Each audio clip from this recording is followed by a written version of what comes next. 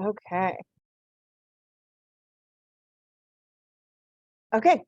Welcome to the Novel Idea Society Book Club. I'm going to quickly just turn this, do a little.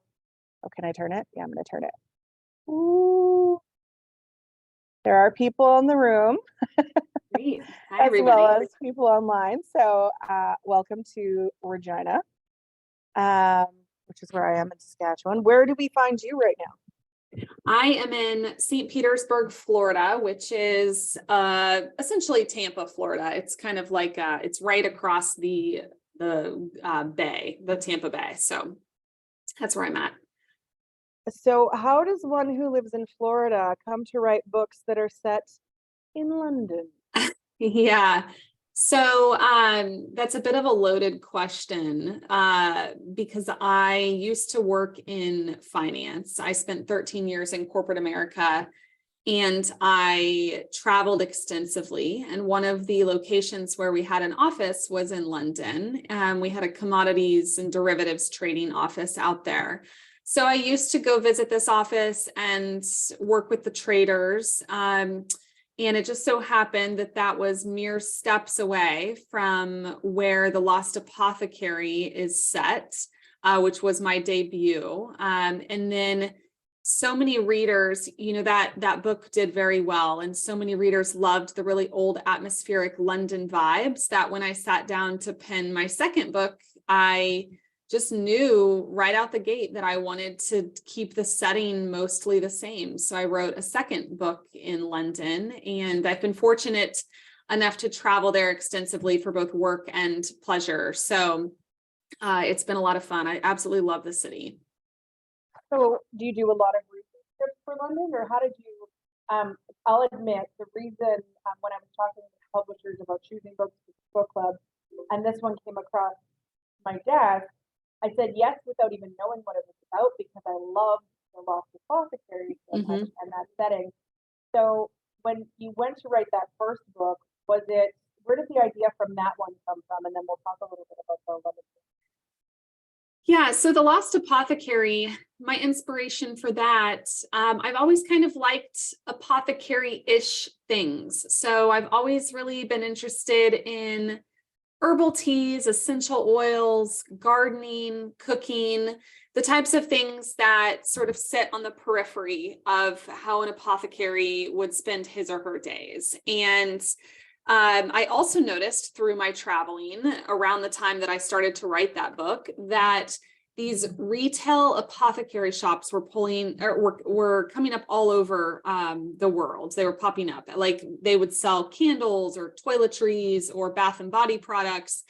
And I felt like the word apothecary was kind of becoming trendy. And a lot of consumers were going to these little shops because they were drawn in by the word apothecary. And so I just got to thinking, like, if I walked into a bookstore and looked for a book about an apothecary, like some sort of compelling novel, I knew there was nothing out there. And then I thought, how cool would it be to have an apothecary who supports women and helps women discreetly. And the way that she does that is that some of the vials in her shop are not filled with benevolent, helpful remedies, but instead they're filled with poison.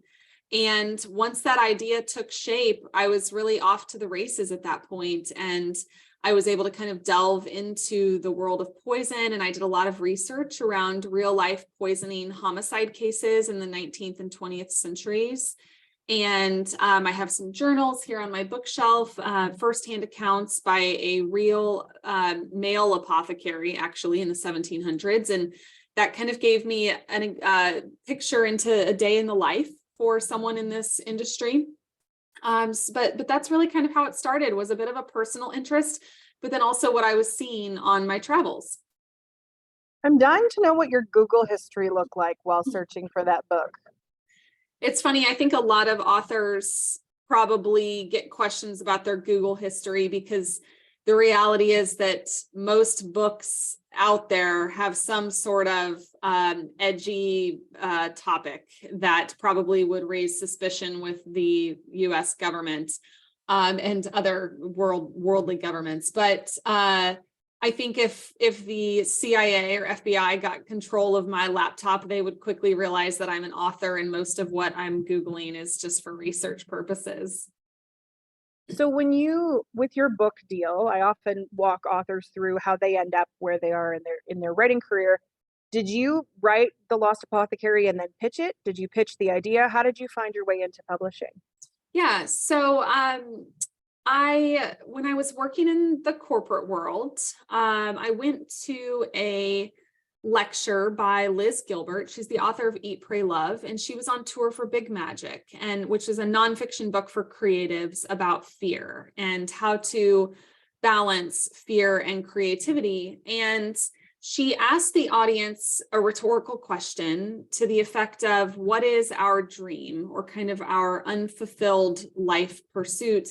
And I had always wanted to write and publish a book. So that was what I was thinking when she asked that question. And then she said, how would you feel if I came back 1 year from now and you had taken no steps toward achieving that dream? And about this same time, my dad, who I was very close to, he had passed away. So I was kind of having a little bit of an early life crisis and trying to figure out, what do I do with this one precious life that I have? And so I decided that I was going to enroll in a creative writing class. I took classes for a few months. I wrote one manuscript that was never agented, never published. It was rejected by 130 literary agents. But then I went back to the drawing board and I tried again, which is a very common story for published authors. Most of us have 2, 3, 4, 5 unpublished manuscripts under our belt before we finally break through. But my first step, once I had the completed manuscript for The Lost Apothecary, was to find an agent. And I sent the manuscript out to 12 literary agents, and 5 of them offered representation on the book. So that was a vastly different result than my first attempt when 130 of them had rejected it. So once I signed with the agent, I feel like I was over the biggest hurdle, because then I had a partner on my side, someone who was willing to work alongside me to make the book the best it could be. And then we worked on revisions for a few months. And once the manuscript was ready, she sent it out to publishers, including the acquiring editor at HarperCollins, who ultimately bought the book. And the rest is history, as they say. Oh, you're on mute, Sam. 3 years of pandemic and I still get Yeah. excited to talk without unmuting myself. So Lost Apothecary, wildly successful, book does really, really well. When did you start working on the London Séance Society? So the month that The Lost Apothecary came out, and you're right that it was an instant success. It hit the New York Times right out the gate. It was a bestseller in Canada. It was a bestseller in Sweden, translated now into more than 40 languages and optioned by Fox Entertainment. So it was really a phenomenal success story. So the month that it came out, my editor said, what's next? We'd be interested in hearing what your next book idea is. So I wrote 2 paragraphs on one piece of paper, which was my pitch for the London Séance Society, my book 2. And I gave that pitch to my agent, who passed it on to my editor. And that same week, they purchased the book. And so it's funny because your initial question was, how did I get into publishing? Did I write a pitch? Did I have a manuscript? And with the first book, I did. I had to, present a full manuscript because they didn't know me from Adam, and they didn't know if I could write or tell a story. But with the second book, I'd earned a little bit of trust, and my team knew I could write. They were more worried at this point about having a fresh and compelling premise. So once I wrote up that pitch for them and sent that to them, they bought the London Séance Society. And then that same week, I turned in my resignation letter to my day job and left corporate America forevermore. And now I have been a full-time writer since March 2021. That's amazing. So that tells me you're working on another book already. Yeah, my publisher, about 6 months ago, they bought my next 2 books. So I'm under contract for 2 more. And my book 3 is due December 31st of this year. It's well underway. I'm still working on the first draft. I have a lot of work to do, but it's in progress and it'll get done one way or another. I will ask you probably a little bit more about that in a minute, but let's dig into the London Séance Society, because that's the book that everybody here has read. I'm sure a lot of them also read The Lost Apothecary. These sisters, and I mean, I read your acknowledgements, and so there's a lot of that is explained in the book. But for maybe people who don't read the acknowledgements, which I have made the mistake of doing in the past, sometimes crucial information. Tell me about where these sisters came from. Yeah, so there's the two sisters are Evie, she's the younger sister, and we learn in the very first few pages of the book that she was murdered in London under the circumstances are very suspicious. They don't know who's responsible. The police are not giving it any attention. And Evie was a very strong believer in the spirit world. And she also had some sort of strange behavior prior to her death that no one was really able to explain. And her older sister, her name is Lena. She's the protagonist of the book. Lena's very skeptical. She's like me. She's science-minded. She's a critical thinker. She doesn't really believe in ghosts, but hasn't completely written them off entirely.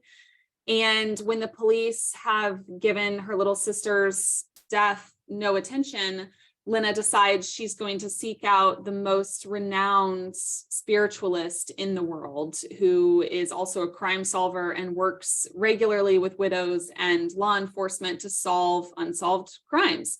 So the relationship between Lena and Evie is interesting in that Evie, all of the memories and flashbacks, they're told from Lena's perspective, and we're kind of meeting Evie even though she's no longer alive. So we're really just seeing those memories through Lena's eyes.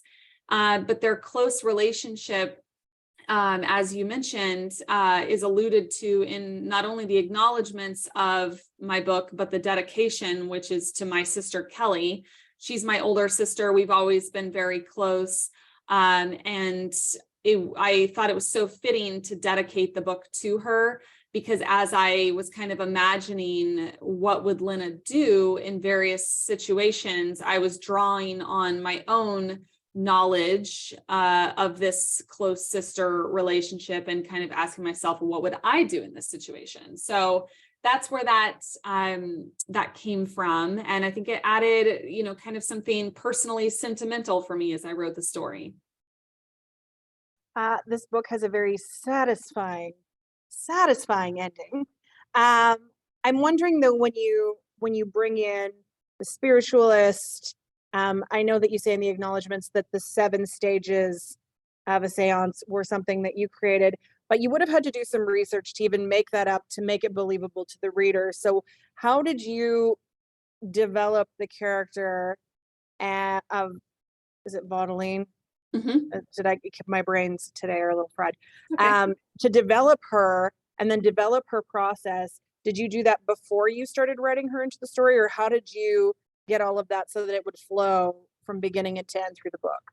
Yeah, I pretty much built out Vaudeline's character before writing the book. And again, here on my bookshelves, I have some reference material around spiritualism in the Victorian era in London. And what I learned was one of the only professions in which women were more respected than men during this time was as a medium or a spiritualist, because men were viewed as too closed off to allow a spirit to take control of their psyche, whereas women were more open to that. So as I read about the prowess and the expertise that these women held who were working in this field, I was able to sort of create Vaudeline's character as a cohesiveness of what I was reading. So she's not based off of any one real life historical figure, but instead she's representative of really these incredible women who were out making a ton of money and garnering huge audiences to show off sort of their psychic and mediumship powers. So I had her in mind before I started writing the story. As for the 7 stages of the seance, There really is no defined protocol for how to have a seance. So I had the luxury of creating my own, and I knew that that would serve as a good plot device as well, because as you mentioned, toward particularly the end, each of those stages sort of increases in intensity, and the reader knows exactly which stages are going to become the most intense and the most brimming with danger. And so that worked really well to generate suspense as the seance occurred in the book. But there were a couple of things that I did in order to write and create those 7 stages. The first stage, for instance, the ancient devil's incantation. I went to a seance with my mother here in Florida when I was researching this book, and the medium began with a prayer or a blessing.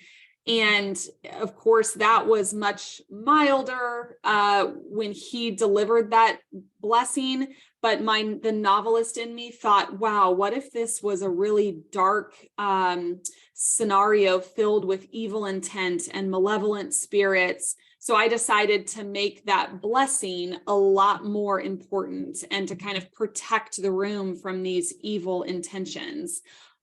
So, in novels and in commercial fiction, we need the stakes to be as high as they can. Like, no one wants to read about a friendly ghost, at least not adult readers. We need ghosts that are threatening someone's life and happiness and welfare. So when I decided to kind of go the darker route with some of the spirits in my book, that was where, for instance, the first stage came in. But then the other ones, I don't really know that I drew on anything that I read to pull those together. I just kind of thought to myself, what would be some phases if I were trying to conjure a ghost and become entranced by one? So it was a really fun opportunity to blend my creativeness with a little bit of context, that I had personally experienced. Have you ever experienced a ghost? I've not. So, I said I'm a skeptic, but that doesn't mean I'm a disbeliever. I just have not had a personal experience with the spirit world, but I'm very open-minded about it because so many of my family and friends who I really respect, and I know that they're not the type to tell tall tales, they have extremely detailed and convincing memories or instances in which they believe that they interacted with a ghost or saw a ghost or heard a ghost. And I mentioned that I've been doing a lot of events. I've essentially been on tour for the last 6 weeks. And so I give this talk a lot, and every single event, people come up to me afterwards and say, I know that they are real because XYZ happened to me. So even though I haven't had my own experience, I do remain open-minded toward that. I want to talk about the final scene in what I will call the vermouth layer. Because of, I want to talk about the layer of the gallows. And when you talk about that increasing stakes, how did you put that scene together? Because it played in my head like a movie where it's like suddenly there's like rapping on the walls, and this goes out and this happens, and Constable Beck, in my mind, pretty much looked like he's going to throw up the entire time. Yeah. So how did you write that scene? Was that something you did all in one day and it played out? Did it start out differently and end up more intense? I'm particularly curious about how that played out in your writing. Yeah, I definitely did not write it in one day. I had this fantastic reference to work from as I wrote the entire scene, which was the 7-stage seance sequence that I had created. So, I knew basically what I wanted to happen in each stage. And I knew that when we got to, I think it's stage 5, the entrancement stage, things were going to get crazy. So, and that's where a lot of the truth of all the questions that I'd set up in the story, that's when the truth was going to come out, because that's when the actual spirits have entered the bodies of the real life people that we've been following in the story. And so then they can access their memories and all of this information. But that, you know, the seance basically takes the last third of the book. So I absolutely did not write it in one setting, but I like that you say you kind of viewed it as a movie. My husband has said the same thing, and I did try to write that scene kind of cinematically and in a way that felt almost like a crossover into the horror genre, which is not my genre that I write, but this is a ghost story and things get crazy at the end. And I think it was inevitable that it would get a little bit darker and spookier once we finally do have these malevolent spirits in the room. So, but you know, you mentioned earlier about how satisfying the ending was. And I have to admit, as an author, that was very satisfying for me to write. I did not anticipate and plot or outline in advance some of what happens at the very end. It just kind of came to me organically, but I think it was the most perfect ending for the story. That unintentionally, I would assume, leads me to my next question. I always ask authors this. Are you a plotter or a fly by the seat of your pants kind of writer? So with The Lost Apothecary, my debut, I was a pantser. So I flew by the seat of my pants on that one because I had the luxury of time. I didn't have a book deal. I didn't have a deadline. I just worked when I wanted to work. The London Séance Society, after I sold that pitch, they gave me 10 months. So I suddenly had a ticking clock and I had to write the book fairly quickly. Well, relatively quickly compared to my first book. So I had to plot it out, and I was working from a 3-page outline that my editor and I had agreed upon before I started drafting the story. And then when I sold my third book, well, my next two, and I started thinking about book 3, I pulled together a 12-page single-spaced outline, and that's what I'm using to work from with this book. So in many ways, my process has evolved as I've grown in my career, and I'm becoming more of a planner and a plotter. And I think that's really good for time reasons. It saves a lot of time to work from an outline. When you're doing the outlines, obviously, since it's grown in length, are you putting research into it, or is it all plot? It's all plot. Interesting. Yeah. So you've mentioned this third book a few times now, and I'm curious, what is the subject matter? What can you tell us about it? Yep. So the third book is not set in London. I knew that if I wrote another book that took place in London, as wonderful and atmospheric as the city is for me and for readers, I thought I would be pigeonholing myself and kind of establishing myself as someone who only writes in that setting, and I didn't want that to be the case. So my third book takes place on the Amalfi Coast in Italy, and it's dual timeline. And in the present day narrative, we have a marine archaeologist, and she's also a scuba diver, which has been really fun for me to write because my husband and I go scuba diving a lot. And she's investigating this area that's just riddled with unexplained shipwrecks right off of the coast of Positano, which is kind of the gem of the Amalfi Coast. And so she's researching, she finds something very mysterious that she starts to dig into. And then this is told parallel to the historical timeline, which is the early 1800s. And it's a coven of witches who live along the sea. The coastline is their domain. That's what they have control over. And they are descended from the mythological sirens who are said to have originated in that area. And essentially the story follows this coven of witches as well as my marine archaeologist, and we're trying to figure out if the witches are somehow responsible for some of the unusual occurrences in this area of Italy. I know I have myself muted, but I went, ooh. I'm so glad to hear. So you have obviously an interest in things that are occult and historical. Where does that come from? So it actually sort of happened without my planning it. You know, I think from a industry perspective, we call this subgenre speculative fiction. So anything related to magic, the occult, witches, etc. it all falls under this speculative fiction.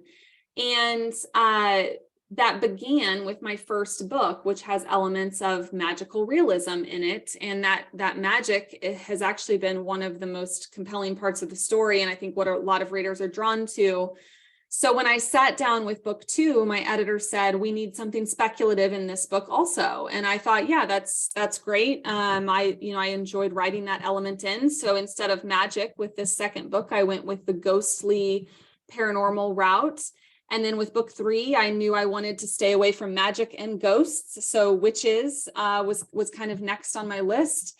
But I love it because I think there's so many things in life that we can't always explain. I think we can all relate to this idea of being in a room and we see a shadow that we have no idea where it came from, or maybe we're thinking of someone that we haven't thought of in years, and all of a sudden they text us, and it's like, what energy plane exists that we're not aware of but is still there. And so I love writing fiction with these elements of maybe magic, maybe ghosts, maybe witchcraft, because we really can't prove that something is or is not true. And readers, I think, love to toy with the possibility that some of this stuff is true. So that's where it comes from. It's a form of escapism as well. And, fiction at its heart, it allows us to experience things we couldn't experience in the real world. And so that's part of why I like it. And people ask me all the time, will I ever write biographical historical fiction, which features a real life historical figure? And I say no, because there's too many rules. I would have to keep everything realistic, and I really don't want to do that. I want to be able to kind of create these magic worlds and the almost like borderline fantasy. I could see myself doing more crossing into the fantasy genre at some point. And in fact, I think this third book, it could almost in a way be classified as historical fantasy, because I'm talking about a legend of these witches. So that, I don't know, I'm drawn to that. And I think that I've established that as part of my brand, and that's what readers are hoping to see from me now. What do you read for pleasure? Oh, that's a loaded question. And here's why. We as authors, sadly, and I'm a slow reader, I should add, don't get to read for pleasure nearly as much as we would like, because we're often reading to endorse and blurb books. So most, books that you pick up, you flip them over, they've got a list of quotes. We call those endorsements from other authors. And those often have tight turnaround times. So the editor will send it out to us and say, we need this back in 6 weeks, etc.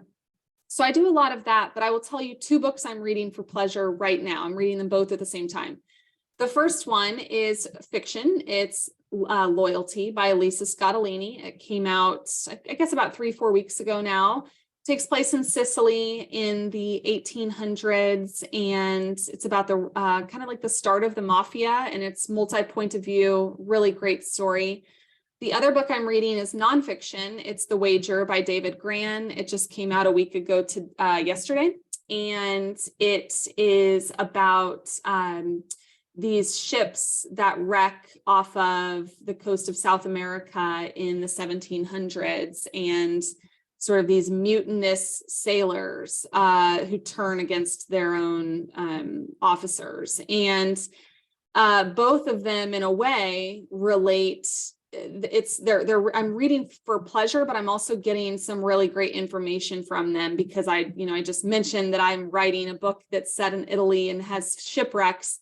So there are little things that are kind of, my brain is generating ideas as I read these books. So those are the 2 that are on my list right now. The 4th book, though, that you are going to write is yet to be determined? Yes, it's yet to be determined. I know at some point I will be writing a sequel to The Lost Apothecary. It's just TBD whether that's book 4 or book 5 or book 6. We shall see. Did you imagine, even 5 years ago, that this would be your life, that you could walk away from business world and say, I write for a living?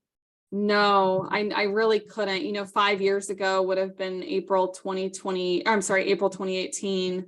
How much in the world has changed since then? But no, I never set out to write as my form of paying my bills. And it's kind of funny how it all happened. And I often ask myself, like, why me? This is such a competitive industry. So many amazing writers are hoping to break in, they're hoping to get a literary agent, hoping to get a book deal. And I often just ask myself, like, how did this happen to me? But it is what it is. And I'm just determined to make the most of the opportunity. I do an incredible amount of public speaking all over the United States to try to inspire and encourage other writers, of course, while, talking about my own books and promoting. But I view myself as kind of just pretty new still in this new phase of my career. And I'm really excited to see where things go. And it's sort of surreal to think where things might be 5 years from now. So when you're not on book tour, which you've been for the last number Mhm. of weeks, what do your days look like now? Because you're not getting up and going to the office every day, but you still have a book to write. So what do your days look like? Yeah, so tomorrow, I'll just tell you kind of my day tomorrow. Tomorrow I have a book club that I am going to attend in person. It's actually at a school. I'm going to talk to a group of students, young writers, for about 30 minutes, and then I'm going to go to book club with some of the moms at the school. And then I will come home and I will try to get a couple of hours of writing in. Then I have, I sit on the board at a local animal shelter. So I've got a meeting with the CEO of that animal shelter. And then in the evening, I'll go meet some friends. So that's a pretty typical day. I do kind of a variety of things. I'd love to be able to get a workout in if I can tomorrow, but I don't know if that's going to happen. But pretty much my days, I try to prioritize my health, my writing. I nearly always have an event or a club of some sort. And then making time for my personal life with my husband and my family and my friends. Okay, I could keep asking questions, but there is a bunch of people online Yeah. and there is a room full of people. So I'm going to open this up to the people in the room or online. I will start with online just because there's not as many of you. Is there any questions from the Zoom calls? I'm going to go with, Jimmy K. He has a question. Go ahead. Hi, Sarah. Just want to say that I enjoyed both of your books. I read the London Séance Society first and then The Lost Apothecary, so I can see why they are so popular. So thank you very much. Oh, thanks so much, Jimmy. That's really sweet of you. I appreciate that.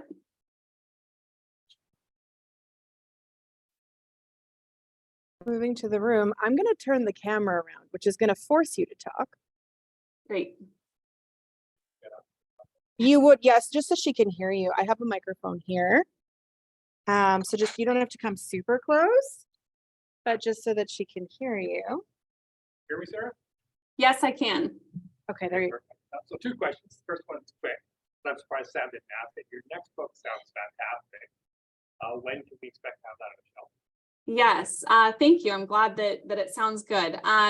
So it's due at the end of this year, and then typically the production timeline for books is about a year. So I'm crossing my fingers it would be out early 2025. That sounds great. And then the second question, and you can probably be brief on this one. What was your experience attending the seance? What was my experience attending the seance? Yes. So there are, in the United States, there are 2 remaining spiritualist villages, which are essentially small towns where most of the residents are practicing mediums or spiritualists. And then most of the people who visit that town are people who are seeking either a seance or a reading from a medium. So my mother and I, my mom wanted to go to a seance. She's also listed in the dedication at the front of the book. And so we went to Casadega, which is one of these two villages that's still here in the States. It's only about 90 minutes from my house, Casadega, Florida. So we drove out there and we stayed 2 nights at an Airbnb.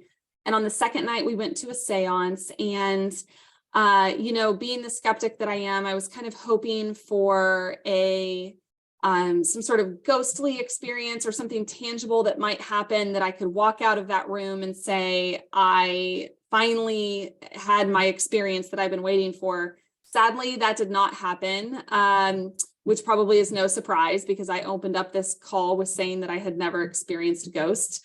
But what did happen was just a really poignant, moving experience. There was about 8 of us in the room. The medium had us close our eyes. We sat in a circle and he walked us through what was essentially this 30-minute meditation exercise where he asked us to envision different things. Like he would leave it open enough for our imagination to fill in the blanks. So for instance, he said, imagine yourself walking up a hill and there's someone by your side and you're digging in the dirt and you find a gemstone. Who is the person by your side and what is the gemstone that you found? That type of thing. So after the exercise, we all opened our eyes and he wanted to debrief. So we ran around in a circle. We all talked about what we had sort of experienced. I felt like I hadn't really experienced anything. It had just been like a meditation for me. But some of the others in the room were really emotional and felt like they had seen people that they'd forgotten about or reconnected. And there was one older couple across the circle who this is really kind of a sad story, but several months earlier, they had lost their infant grandchild, and that child's mother, who was their daughter, they were estranged from her. And so they'd only met the baby twice. They had not had the opportunity to develop a relationship with the child. So they were going to these seances every Friday night to essentially try to reconnect with this baby. And the most important part is that they felt as though it was working for them. And they were walking out of these meetings with a lot of peace and a feeling of fulfillment. And it was helping them with their grieving process. And what I kind of realized that evening was that this is not about whether ghosts are real or who's a skeptic, who's a believer. It's really just about respecting that everybody has their own sort of grieving process, and that's theirs, and it might look different than mine, and that's fine. So for as much as I thought maybe certain parts of the weekend were entertaining, that was not so much. That was actually very emotional and moving to hear their story. And I was able to sort of carry some of those feelings into the book as well. Thanks for that. That's intense. Mhm. Anybody else have a question for Sarah? As I have the camera on you. Hi, it's April online. I have a question if no one else in the room is Yeah, go ready ahead, with April. theirs. Sure, go Hi, ahead. Sarah, and hello, book club.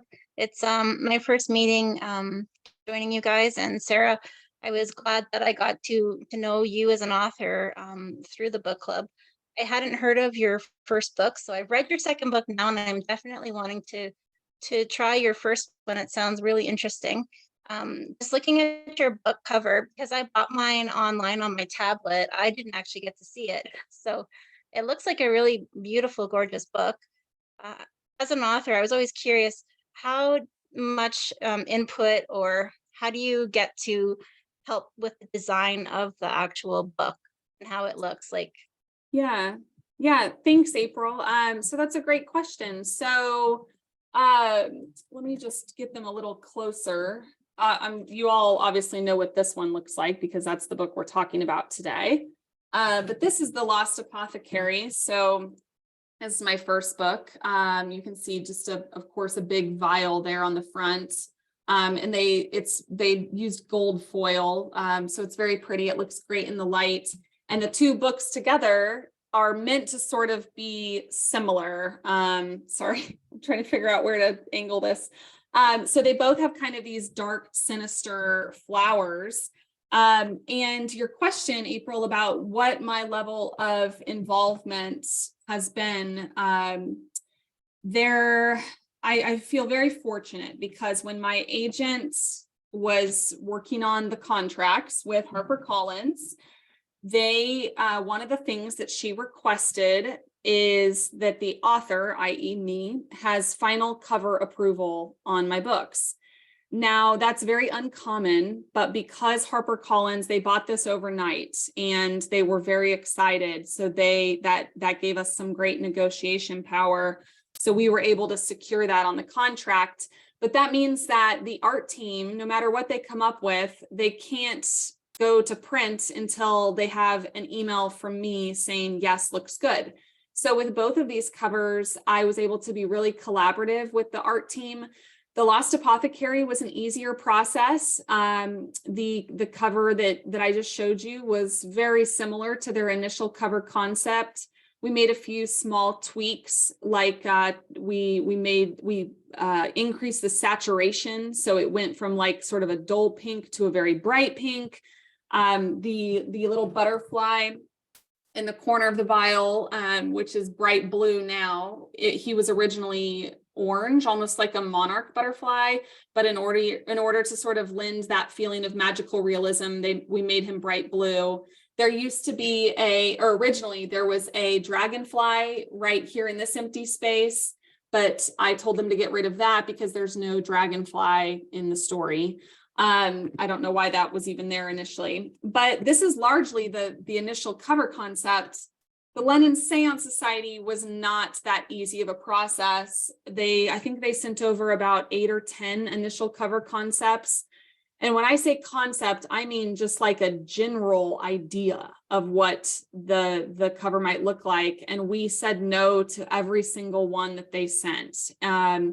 We were at the end, we were just almost begging for anything that had a candle or a mirror or a spirit or a shadow or an illusion, because what they were sending over were like pictures of women kind of turned to the side. One of them had attire that was from the 1500s, like it wasn't even tied to the story.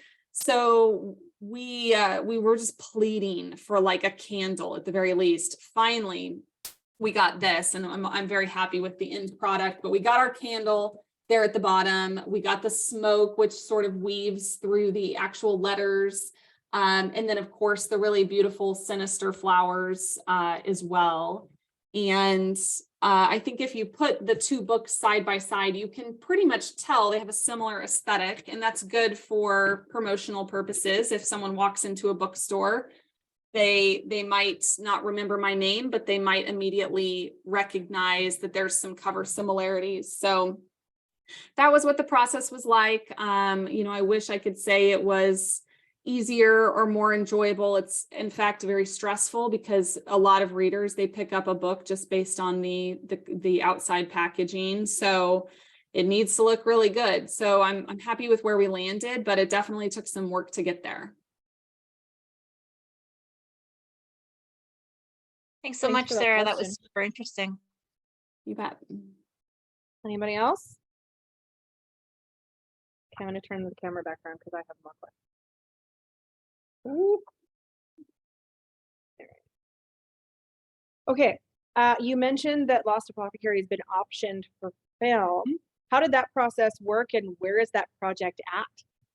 Yeah, so I really didn't have a whole lot of involvement because my literary agent, they sent the manuscript out to several film and TV agents in Hollywood.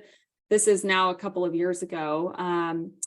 Fox is interested. So they bought the option, and then last year they renewed it. And then a few months ago, they renewed it again. And every time they renew it, they cut us a check. So they're still interested in the project, which is great.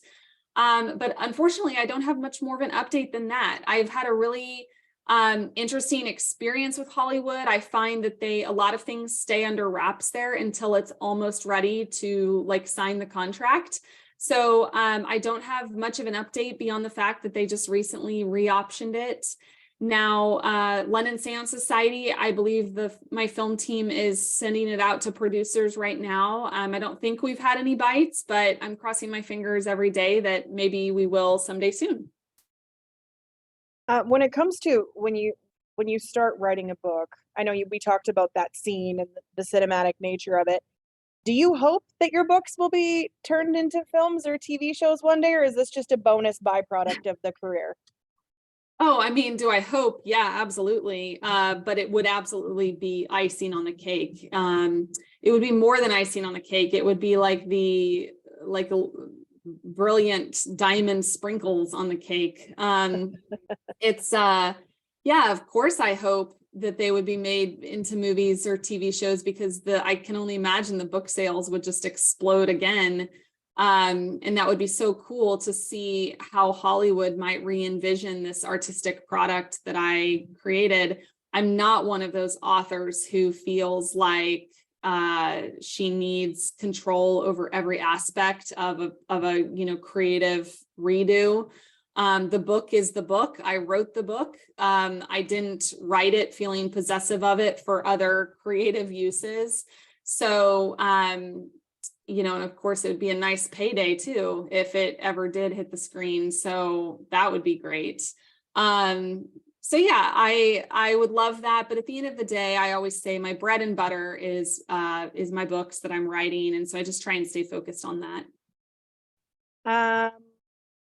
Do you have main characters in mind for the London Séance Society if said thing was to be made into? I always wonder this because before when this book club's been around for 7 or 8 years now. It's been around a long time. Our conversations would eventually flow to who would play the main character in a movie. Yeah.